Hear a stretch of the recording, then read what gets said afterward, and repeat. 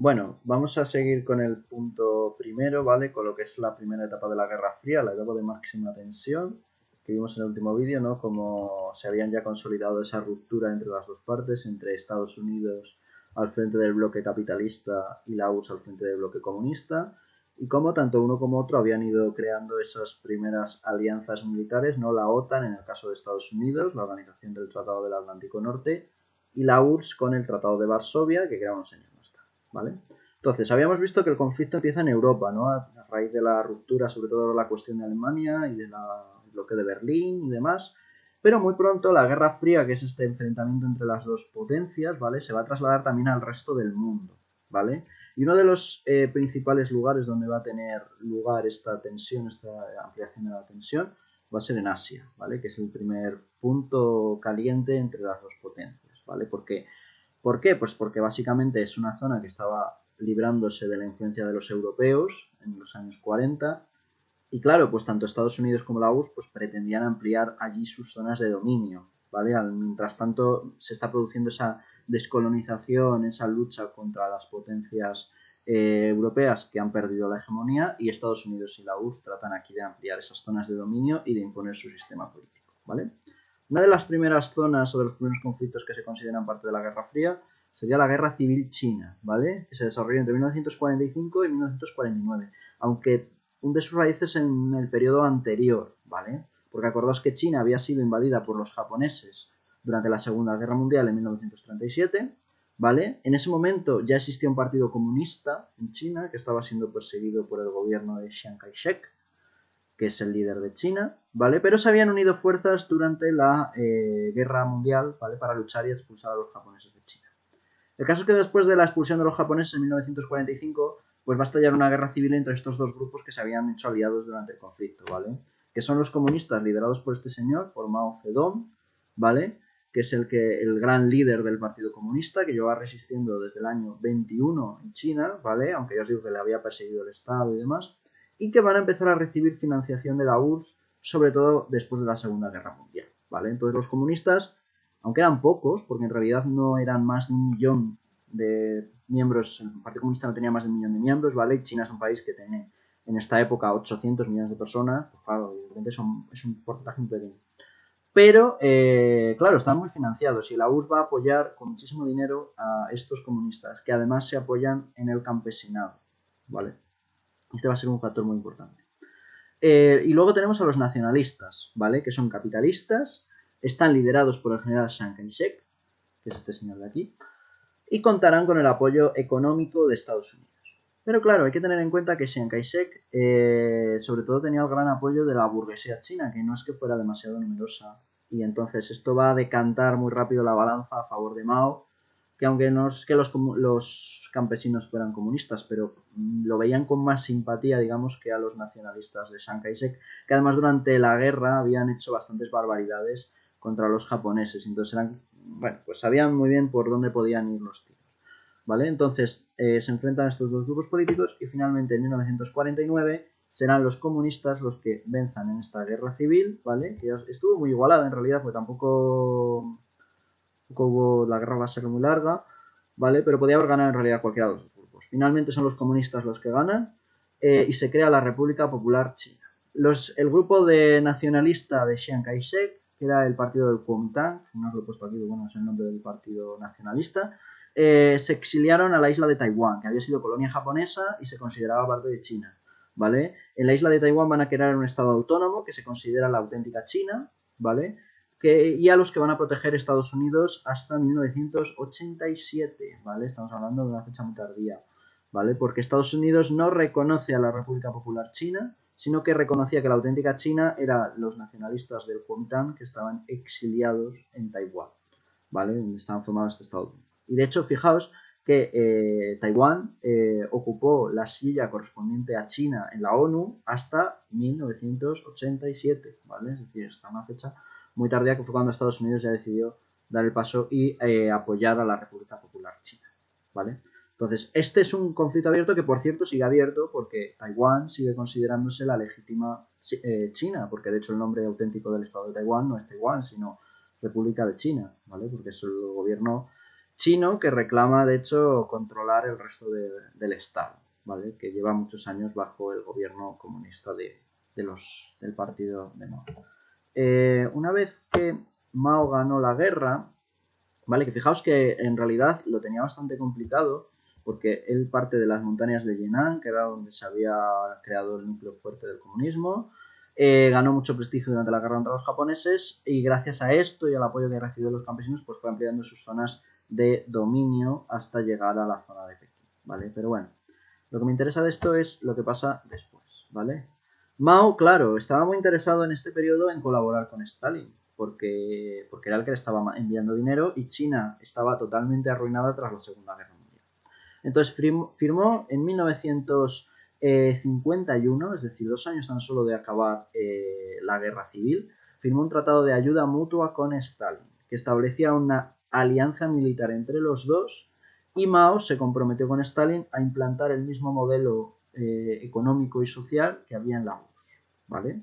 Lo cual va a ser un fracaso absoluto en China y 7 años después Mao diseñó un nuevo proyecto económico que se adaptaba mucho mejor a la realidad china, llamado Gran Salto Adelante, que va a iniciar a partir del 58. En realidad la alianza entre Stalin y Mao dura muy poquitos años, porque en el 58 ya cuando empiezan a implantar su nuevo modelo económico, China va a empezar a deslizarse y a separarse un poco de la URSS, hasta que unos años más tarde incluso se empiecen a construir sus propias armas atómicas y rompan relaciones totalmente con esta, ¿vale? Pero será a raíz de este gran salto adelante cuando Mao empiece a seguir su propio camino, ¿vale? Si el modelo económico del proyecto soviético en China había sido un desastre, el gran salto adelante va a ser aún más catastrófico y de hecho los sucesores de Mao van a tratar de alejarse un poco del modelo maoísta. Pero bueno, es interesante porque va a provocar millones de muertos en China, ¿vale? En un intento, igual que había sido el de la URSS, por industrializar China, ¿vale? ¿En qué se basaba este gran salto adelante? Bueno, Mao sabía que en China la mayoría de la población era campesina. Entonces, ¿qué es lo que va a hacer? Pues en vez de enviar a la población a las ciudades y crear ciudades, decidió crear comunas colectivas en el campo, es decir, trabajar el campo de manera colectiva, ¿vale? Pero combinando esas tareas agrícolas con tareas industriales, ¿vale? De tal manera que divide el país en comunas, ¿vale? Que tenían que ser autosuficientes. Autosuficientes tanto en lo agrícola como en lo industrial, ¿vale? Buscando de esta manera que el país se industrializara totalmente en todas sus regiones y mejorara la agricultura de cada zona, ¿vale? Es como si aquí en España cogiéramos las provincias, digamos que las aisláramos unas de otras y tratásemos que fueran autónomas simplemente por tanto agrícola como industrialmente, ¿vale? El modelo va a funcionar muy bien, evidentemente, en las zonas que ya tenían industria inicialmente, que eran zonas un poco industriales, o en las zonas que tenían una riquísima agricultura, pero va a ser un desastre absoluto en muchísimas áreas del país. De hecho, va a sembrar el caos y va a haber muchísimos millones de muertos por hambre, porque el campo no rentaba lo suficiente, porque además el campo chino estaba muy atrasado, no había maquinaria ni había muchísimas de las medidas que se habían implantado en el resto del mundo en estos años. Y entonces el plan del gran salto adelante va a resultar un absoluto fracaso y de hecho van a obligar, como había tantísimos muertos, a acabar priorizando la agricultura sobre la industria, porque claro, si la gente se está muriendo de hambre, no puedes estar obligándoles a trabajar en la industria, ¿vale? Provocas aún más millones de muertos, ¿vale? Entonces, el proyecto de Mao en realidad pues va a resultar un poco catastrófico, ¿vale? Porque si bien en la URSS Stalin provocó millones de muertos, también como hemos visto a raíz de los planes económicos, lo cierto es que en la URSS sí funcionaba, es decir, los planes económicos consiguieron industrializar la URSS. Pero en el caso de China no, en el caso de China no se consiguió industrializar apenas el país y lo único que sí que es verdad que se consiguió fue modernizar un poco la agricultura porque el Estado acabó invirtiendo mucho dinero en esta mejora de la agricultura, ¿vale? Pero estas comunas populares ya os digo que fueron un desastre. A partir del 58 rompieron también esta alianza con la URSS, ¿vale? Y luego, muy importante, a partir del 65 China había tenido un modelo autoritario, un modelo comunista como el de Stalin, ¿vale? Desde su inicio, desde que Mao gana la guerra en el 49.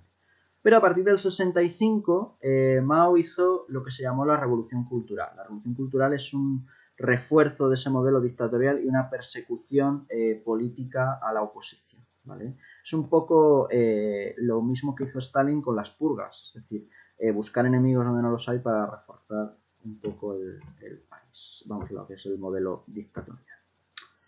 En esta época, a partir del 65, se prohibieron todas las religiones en China, se expropiaron todas las propiedades, las pocas propiedades que le quedaban a los templos y a las religiones, y se impuso el culto a Mao y al libro rojo que había sido escrito por Mao, que era un libro de poemas que explicaban la visión maoísta del mundo y su proyecto económico y político. ¿Vale? Es el famoso libro rojo que además los chicos en las escuelas tenían que recitar de memoria, o se imponían incluso algunos de sus poemas en el ejército, etc.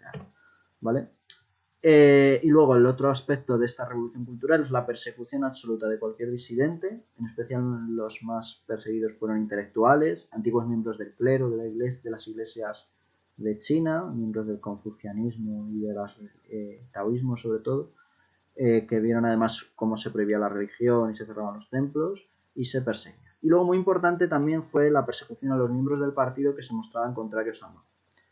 En gran parte de esta revolución cultural fue una necesidad para Mao porque después del fracaso del gran salto adelante, pues las críticas a la gestión de Mao se hicieron bastante habituales, ¿vale? Es decir, se criticaba a Mao por los millones de muertos que había habido en China. Y claro, esto Mao no lo podía permitir y va a iniciar esta revolución cultural como forma de limpiar su imagen, digamos, de cara a la ciudadanía. ¿Bien? Un aspecto además muy interesante de esta revolución cultural fueron las campañas de movilización popular para formar, es decir, para inculcar los valores del maoísmo tanto a campesinos como a obreros, ¿vale? Es decir, crear una especie de personas que siguieran de manera rígida a Mao, de manera casi religiosa, digamos, y fundamentalista, radical, las enseñanzas de Mao y persiguieran a los disidentes de cualquier tipo de oposición, ¿vale? Tanto dentro del Partido Comunista Chino como evidentemente cualquier otra forma fuera de él, ¿vale? Entonces estas campañas fueron verdaderamente desastrosas. Tanto el gran salto adelante en lo económico como la revolución cultural siguen funcionando hoy día en parte, pero se van a abandonar después de la muerte de Mao en los años 70. ¿Vale? China va a variar su modelo económico y político porque era un absoluto desastre y el potencial chino, como bien sabían los políticos del Partido Comunista, era muy elevado. ¿Vale? Entonces China sigue un modelo comunista, pero fijaos que sigue un modelo comunista muy distinto al de la URSS. ¿Vale? Y esto es muy interesante porque ya desde un primer momento se va a despegar bastante de esa alianza con la URSS, ¿vale? Y esto Estados Unidos lo sabe. Y Estados Unidos aquí tuvo mucha suerte porque China y la URSS van a romper muy pronto y y esto va a ser aprovechado. Estados Unidos sabía que la alianza era bastante débil, ¿vale?